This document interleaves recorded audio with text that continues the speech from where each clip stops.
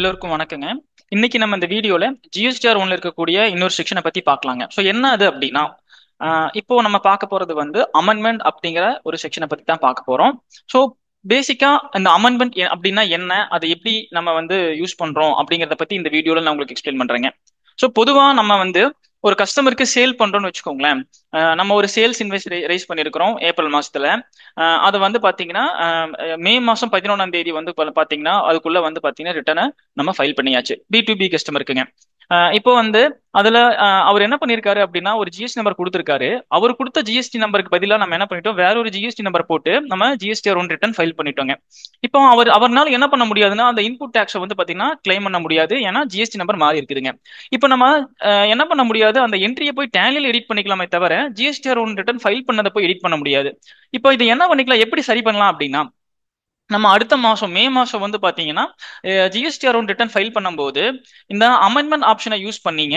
நம்மளோட அந்த GST number இருக்கு இல்லைங்களா, கஸ்டமர் கொடுத்துருக்கிற கரெக்டான ஜிஎஸ்டி நம்பரை வந்து நம்ம என்ன பண்ணிக்கலாம்னா அமெண்ட்மெண்ட்ல ரைஸ் பண்ணி அவங்களுக்கு கரெக்டான இந்த இன்புட் டேக்ஸ் வந்து கிளைம் ஆகிற மாதிரி வந்து பாத்தீங்கன்னா பண்ணிக்கலாங்க.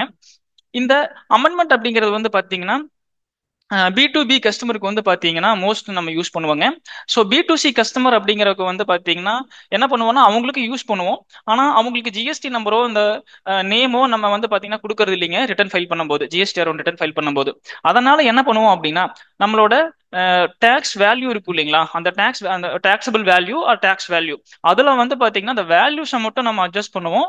ஸோ மற்றபடி அந்த டேக்ஸ் எந்த இப்போ எக்ஸாம்பிளுக்கு வந்து பாத்தீங்கன்னா நம்ம எப்படி கொடுப்போம், பி டு சில நம்மளோட டேக்ஸ் ஸ்டேட் வந்து பாத்தீங்கன்னா தமிழ்நாடு அப்படின்னா தமிழ்நாட்டில் 28%ல எவ்வளவு கேஷ் சேல்ஸ் ஆயிருக்குது, தமிழ்நாட்டில் 18%ல எவ்வளவு சேல்ஸ் ஆயிருக்குது கேஷ் சேல்ஸ் அப்படிங்கிற மாதிரி தான் டீட்டெயில் கொடுப்பாங்க. யார் யார்கிட்ட இருந்து எவ்வளவு ஆயிருக்குங்கிறத நம்ம கொடுக்க மாட்டோங்க. ஸோ அதனால நம்ம என்ன பண்ணுவோம் அப்படின்னா இந்த தமிழ்நாடு 18%ல போன மாசம் ஒரு 50,000 ரூபாய்க்கு ஆயிருக்குது, இந்த மாசம் வந்து வேல்யூஸ் ஏதாவது அமெண்ட்மெண்ட் பண்றோம் அப்படின்னா இன்னும் அடுத்த மாசம் மே மாசம் ரிட்டர்ன்ல அந்த வேல்யூஸும் டேக்ஸ் பர்சன்டேஜுக்கு தகுந்த மாதிரி அந்த ரேட்டு உங்களுக்கு வந்து ஸ்டேட்டு இது இந்த ரிலவெண்ட் டீடைல்ஸுக்கு தகுந்த மாதிரி நம்ம என்ன பண்ணுவோம்னா நம்ம அமெண்ட்மெண்ட் பண்ணுவாங்க ஜிஎஸ்டிஆர் ஒன்ல. ஆனா பி டு பில வந்து எல்லாமே டீட்டெயிலாக கொடுக்குறோம். அவங்களோட ஜிஎஸ்டி நம்பர் முக்கியமா ஜிஎஸ்டி நம்பர் இருக்கிறதுனால அவங்க இன்புட் டேக்ஸ் எடுப்பாங்க. அதனால வந்து பாத்தீங்கன்னா நம்ம அந்த அமெண்ட்மெண்ட் அடுத்த மாசம் ரிட்டர்ன் பண்ணும்போது வந்து ஜிஎஸ்டி நம்பரை வந்து நம்ம அமெண்ட்மெண்ட் பண்ணி கொடுத்துறோம் அவங்களுக்கு. ஸோ இப்போ இந்த அமெண்ட்மெண்ட் வந்து பாத்தீங்கன்னா ஜிஎஸ்டி நம்பர் மட்டும்தான் பண்ண முடியுமா, வேற ஏதாவது உங்களுக்கு இன்கேஸ் ரேட் மாறிடுச்சு இல்ல உங்களுக்கு வந்து பாத்தீங்கன்னா அமௌண்ட் ஏதாவது மாத்தி போட்டிருக்காங்க, டேக்ஸ் அமௌண்ட் ஏதாவது மாத்தி போட்டாங்க அப்படின்னா அதை பண்ண முடியுமானோ அதையும் பண்ணிக்கலாங்க. நீங்க டேக்ஸ் ரேட்டு, ஸோ உங்களுக்கு டோட்டல் அமௌண்ட், ஸோ இந்த மாதிரி இருக்கக்கூடிய விஷயத்தையும் நம்ம என்ன பண்ணிக்கலாம் அப்படின்னா இந்த அமெண்ட்மெண்ட் மூலமா அடுத்த மாசம் நம்ம சரி பண்ணி கரெக்டா உங்களுக்கு அந்த டேக்ஸ் அமௌண்ட் வந்து கிளைம் பண்ற மாதிரி நம்ம பண்ணிக்கலாங்க.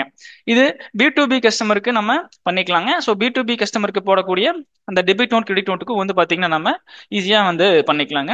பி டு சி கஸ்டமருக்கு வந்து ஏன் பண்ண முடியாதுன்னா இந்த ரீசன் தானுங்க, அந்த டீட்டெயிலா நம்ம கொடுக்க மாட்டோம், வேல்யூ மட்டும் கொடுக்கறதுனால அவங்களுக்கு வந்து அந்த வேல்யூல நம்ம அட்ஜஸ்ட் பண்ணி இந்த அமெண்ட்மெண்ட் வந்து பாத்தீங்கன்னா நம்ம பண்ணுவோம்.